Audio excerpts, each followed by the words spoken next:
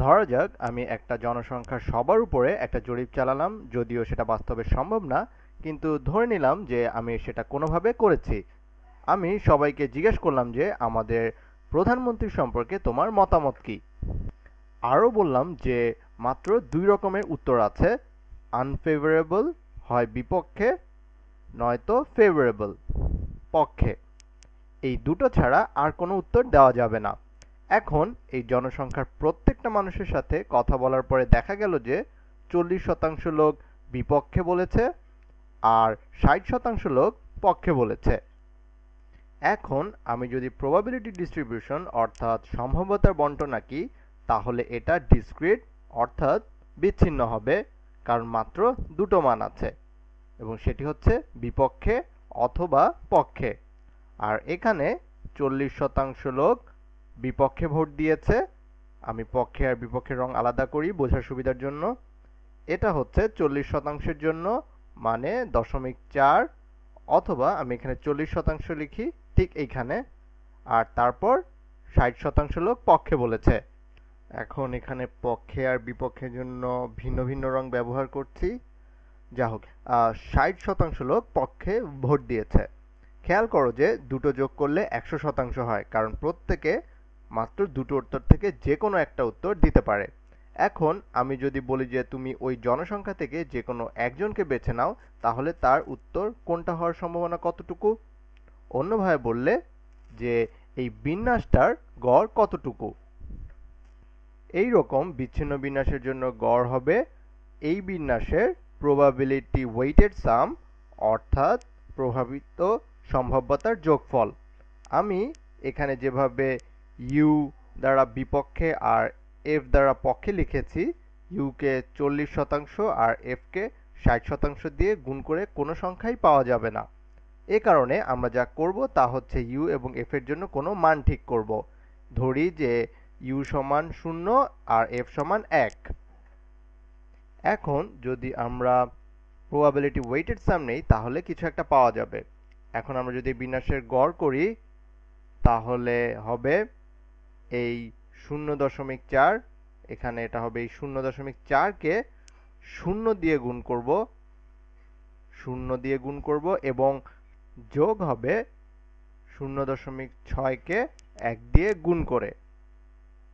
0.6কে 1 দিয়ে গুণ করে এটা হবে 0, আর 0.6কে 1 দিয়ে গুণ করলে হয় 0.6। এখন আমরা এটা খুব ভালো মতোই জানি যে একজন মানুষের মান কখনোই 0.6 হতে পারে না। কেউ এটা বলবে না যে আমি 60% পক্ষে আর 40% বিপক্ষে। একজন হয় পুরোপুরি পক্ষে হবে অথবা পুরোপুরি বিপক্ষে হবে। এ কারণে আমরা কখনোই এমন কাউকে পাবো না যার মান 0.6 হয়। এটা হবে 1 অথবা 0। এই জন্য এটা হচ্ছে একটা মজার অঙ্ক, যেখানে আমাদের গড় মান হচ্ছে এমন একটা মান যা কিনা কেউ হতে পারে না। এটা হচ্ছে এমন একটা মান যেটা এই জায়গায় এবং যা কিনা হতে পারে না, কিন্তু এটা হচ্ছে গড় এবং এটাই আমাদের প্রত্যাশিত মান। এটা এইভাবে বোঝানো যায় যে আমি যদি 100 জন মানুষের উপর জরিপ চালাই, তাহলে 100কে এই নাম্বারটা দিয়ে গুণ করে 60 মানুষকে আমি আশা করতে পারি যে তারা হ্যাঁ বলবে। অথবা আমরা যদি সব একসাথে করি, তাহলে 60 জন বলবে হ্যাঁ আর 40 জন বলবে না। সব যোগ করলে 60% বলবে হ্যাঁ, আর এটাই হচ্ছে আমাদের জনসংখ্যার গড়। এখন প্রশ্ন হচ্ছে এই জনসংখ্যার ভেরিয়েন্স অর্থাৎ ভেদাঙ্ক কত। এখন ভেরিয়েন্স বা ভেদাঙ্ক হতে, এটা আমি এখানে লিখি অন্য রং ব্যবহার করে, ভেদাঙ্ক হচ্ছে যে এটা এভাবে দেখা যেতে পারে যে গড় থেকে দূরত্বের বর্গ করে প্রবাবিলিটি ওয়েটেড সাম নিলেই ভেদাঙ্ক পাওয়া যায়। তাহলে ওটা কি হবে? প্রত্যেকের দুটা মান হতে পারে, হয় 0 অথবা 1। 0 হওয়ার সম্ভাবনা হচ্ছে 0.4, মানে 0.4 সম্ভাবনা হচ্ছে 0 পাওয়ার। তাহলে যদি 0 পাই, তাহলে গড় থেকে শূন্যের দূরত্ব কত? 0 থেকে গড় মানের দূরত্ব হচ্ছে 0 বিয়োগ 0.6। অথবা আমরা বলতে পারি 0.6 বিয়োগ 0, কারণ আমরা এটাকে বর্গ করব। 0 বিয়োগ 0.6 এর বর্গ, মনে রেখো যে ভেদাঙ্ক হচ্ছে দূরত্বের বর্গের ওয়েটেড সাম। তাহলে এটা হচ্ছে মূলত 0 আর গড়ের মধ্যকার পার্থক্য। আর এর সাথে যোগ হবে 0.6 সম্ভাবনা আছে 1 হওয়ার, 0.6 সম্ভাবনা আছে 1 হওয়ার। 1 আর 0.6 অর্থাৎ আমাদের গড়ের মধ্যে পার্থক্য হচ্ছে এটা। আমরা এখন এই মানটিকে বর্গ করব। এখন এটার মান কত হবে? এটা হবে 0.4 গুণ 0.6 এর বর্গ, কারণ 0 বিয়োগ 0.6 হচ্ছে ঋণাত্মক 0.6 আর এটার বর্গ করলেই হবে 0.36 বা 0.36। তাহলে ঠিক এই মানটা, এটাকে আমি অন্য রং দেই, এই মানটাকে গুণ করতে হবে 0.6 দিয়ে, তারপর এই মানটা, এটাকে অন্য রং দেই, তাহলে হচ্ছে যোগ 0.6 গুণ 1 বিয়োগ 0.6 এর বর্গ। এখন 1 বিয়োগ 0.6 হচ্ছে 0.4, বর্গ করলে হয় 0.16। আমি আবার বলছি, বর্গ করলে হয় 0.16। তাহলে এটার মান হচ্ছে 0.16। আমি আমার ক্যালকুলেটর বের করে এই পুরো হিসাবটা করে ফেলি। তাহলে এখানে আসলে হবে 0.4 গুণ 0.36 যোগ 0.6 গুণ 0.16, যেটার সমান আসে 0.24। তাহলে এখানে আমাদের ভ্যারিয়েন্স বা ভেদাঙ্ক হচ্ছে 0.24।